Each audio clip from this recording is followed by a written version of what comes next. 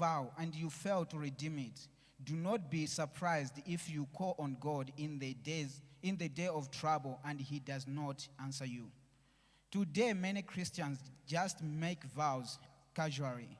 Many a time, even when making vow, they have no intention of paying it. If you do not pay your vows, yet cry out in the day of trouble, God will not listen. It is clearly written in the memory verse of today. Do not postpone the payment of your vows when you can do now. Hallelujah. What our dad is saying is that it is better for us not to make vows to God. It is better for us not to promise to God. What are vows? Vows are the words which we speak to someone, or we promise someone that I will do this in return, or I'll do this after this time, or I'll do this in life. For example, we can take it when it's a wedding day.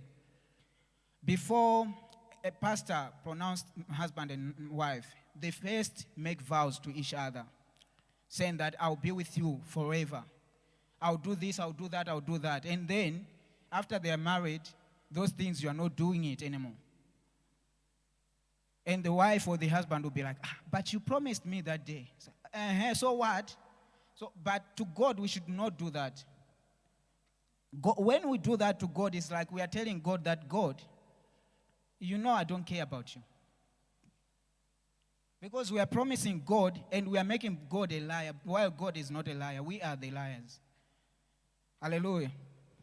God takes very serious. When we promise something, he takes it very serious.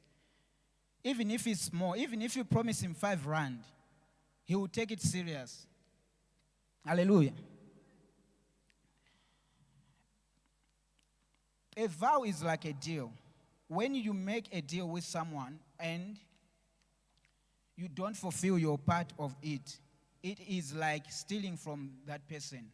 So which means when we are making vows to God and we are not fulfilling, we are stealing from God.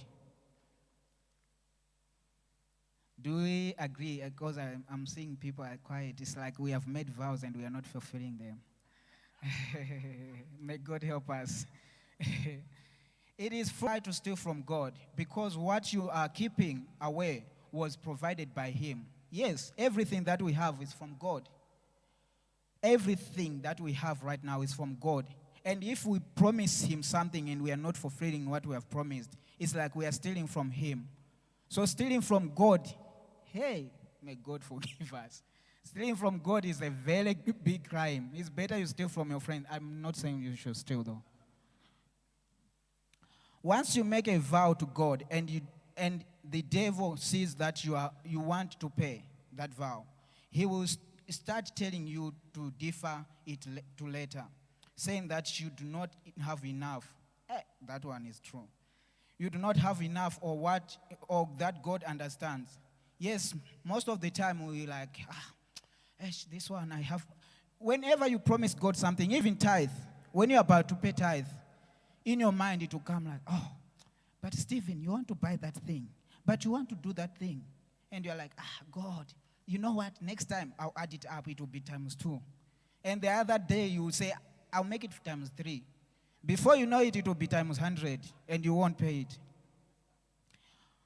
One interesting thing about fulfilling a vow made to God is that the one you made it to has, One interesting thing about fulfilling a vow made to God is that the one you made it to has the ability to give you far more than you have promised him to give.